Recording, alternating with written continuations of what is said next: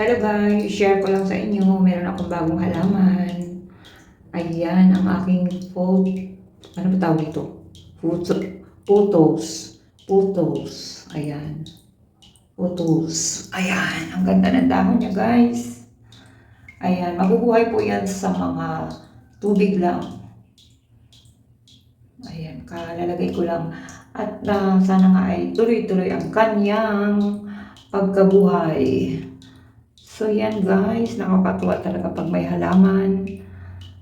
Basta makakakita ka ng halaman para kang nare-release ang iyong stress. Nakakaaliw kasi sa mata. So yan guys, buhay na buhay yung kanyang mga dahon. At asahan ko na sana'y tuloy-tuloy ang kanyang pagkabuhay. Ayan, ganda-ganda. Dito lang yan sa loob ng aking banyo. At ako po ay magre-repot ngayon ng aking hanging plants na guys, natuyo sa araw. Sobrang nakakaawa talaga ang mga halaman ngayon.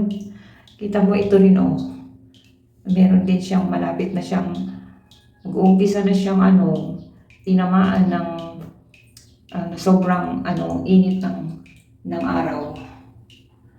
So ayan guys, pupunta ako sa labas, magre-repot ako ng hanging plants para po ilagay ko sa aking bintana doon sa taas para po maproteksyonan yung sikat ng araw pag pumasok sa aking bintana, lalo na sa bandang alauna, 2:00 ng hapon.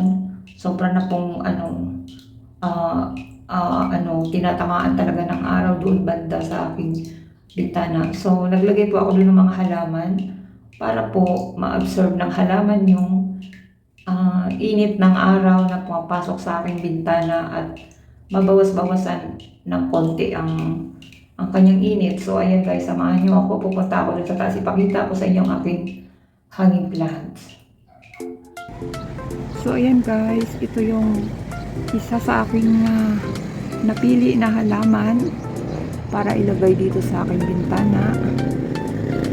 Ayan, nakaka-relax pag nakakakita ng kulay green na dahon, lalo pa pag ito ay maganda ang tubo, malusog ang mga dahon, green na green, kaso may halong dilaw na. Baka nasobrahan siya sa sobrang init ng araw, pero inalagaan ko po siyang diligan araw at gabi. So ayun guys, kasi sobra talagang init dito, lalo pag 2:00 ng hapon. Ang sobra po talaga yung tama dito ng sikat ng araw guys. Makikita nyo yan, yan. Yan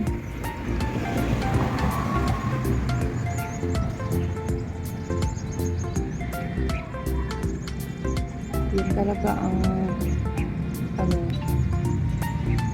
pagbandang hapon. Ito sa mga oras ngayon, umaga pa lang, ang araw ay nasa likuran ng bahay namin, ay doon pala sa harapan. Tapos syempre yung dito sa bandang kinaroonan ng bintana ko ay pa lang siya ngayon, lilim. So doon banda guys ang tama ng araw doon.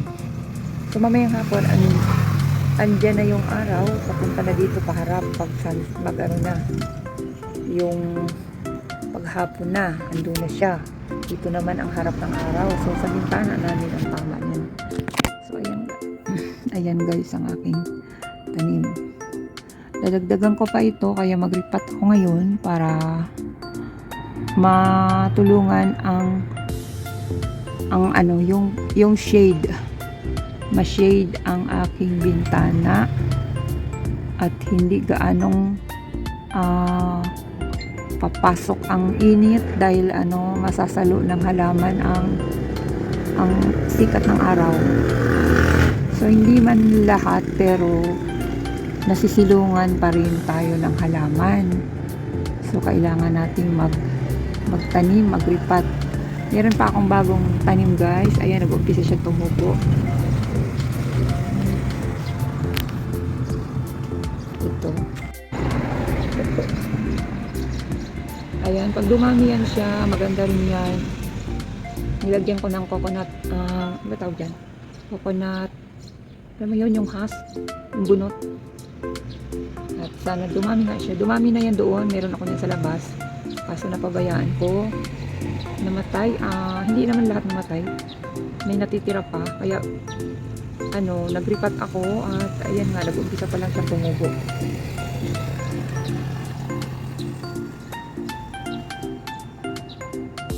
So ayan guys, kukuha pa ako doon ng ibang halaman at iripat ko siya para dalhin dito sa bintana at nang tayo ay ma-shade.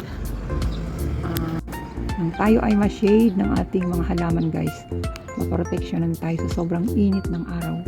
Ayan, kailangan nating magtanim. Tanim pa more. So ayan, bababa na po tayo para magripat. Samahan niyo ako, let's go.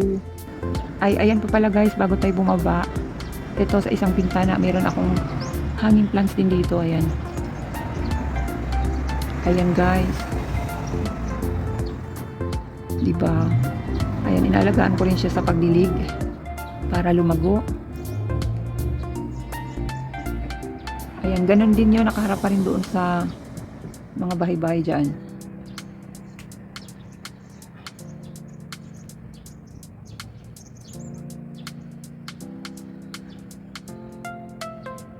So, ayan guys. Medyo dumami-dami na rin siya. So, alagaan lang siya sa dilig. At siya ay dadami pa.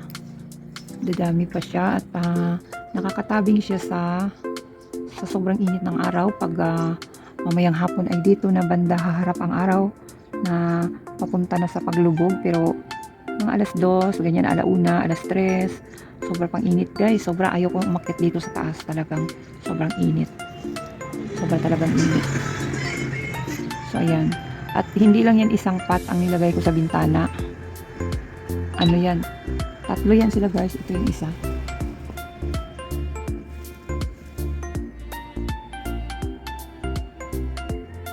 Ayan. Ayan. Yung iba dito ginupitan ko kasi sobrang haba. Ayan. Nagkakaroon siya ng mga ugat. Ayan. Nagkaroon siya ng mga ugat dyan. Mag-try ako maglagay ng ng betsin sa tubig para lumusog. Tingnan ko nga kung lulusog talaga yung mga dahon nito. Gusto ko kasi kulay verde talaga yung dahon niya kasi naninilaw na siya.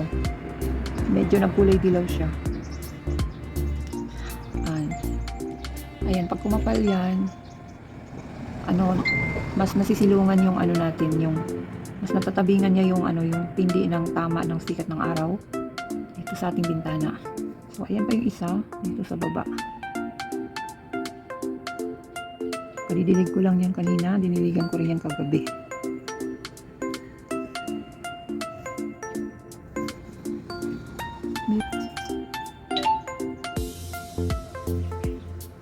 At kapal na rin yung dahon niya.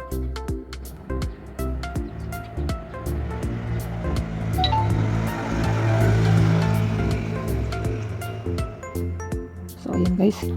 Tutuloy na natin ang pagripat ng isa pang halaman na maganda rin siyang gawing pang hanging plants. So, tara na po. Bababa na tayo.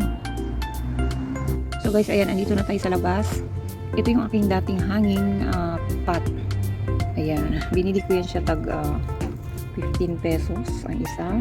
Marami pa akong binili nito.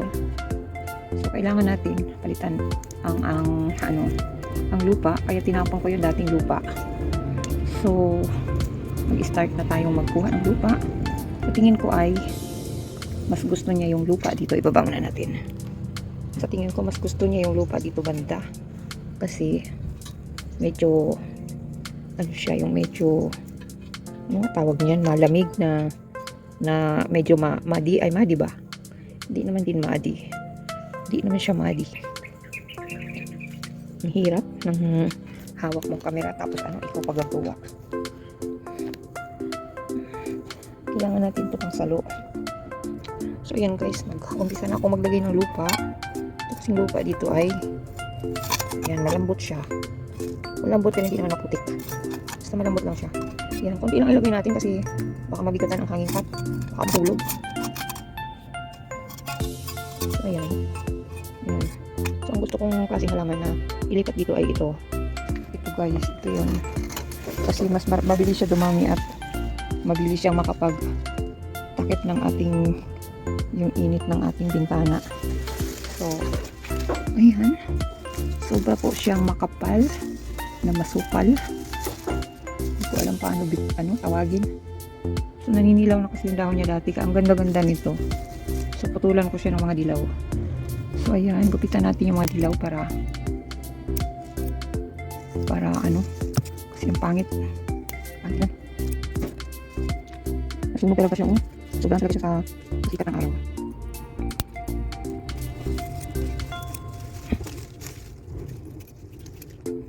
So, pitas tayo dito. Paisalin natin doon. Kasi ang dami na niya. Dami na niya nakakaan dito. Kalawit. Puputol tayo. Magaling na natin maglaw. Puputol tayo ng medyo. Marami lang ito. Pati dito.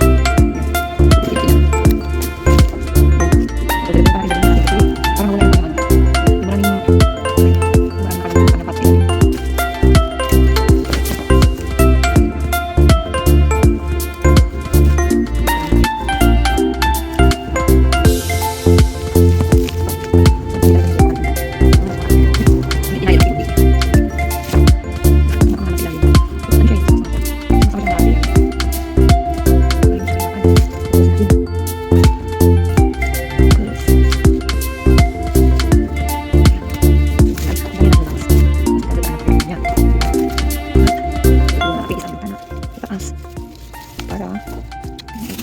Para hindi gaano sa pinag-init ng araw. Ayun, kumunti na siya guys. Nilagay ka na nito. Parang ito yung pot. Tapos, lumangin sa kanin sa ilalim. Tapos, ayan, kalawit na siya naglabitin. Kaya binawas natin. Ang dami natin nabawas guys. Kaya ito, gubitin dito. Luwasin ko kaya ito lahat para mawala. Galing ko lang ng ugat natin para itanin lang tayo bago dito sa kanya. Sa kat niya dito. Sa kat niya. Kaya naman natin bago dito sa ilalim lahat. So, ilipin ko siya, gubitin ko yung mga ano yan. Ito. Sige. So, ito yung mga nabawas natin. At ito yung mga itako natin na sobrang matanda na ng mga puno niya, o yung mga abot niya. Ako natin ito para may bagong subong. So, nagtayin kita pag replacement niya. At ito nga siya. Nilagyan ko ng ng dagdag na lupa. Ayan, nagdagdag ng lupa. Ayan, dagdag natin yung lupa. Siligan natin. Hindi muna natin siya ibilad sa araw. Pag-isip ko na siya dito hanggang nakaka-recover na siya at kikita ko pwede na siya sumabak sa init ng araw. Ayan guys. So, magkakain na ako dito sa tangkat. Magdali natin taas. Pero iligan muna natin siya.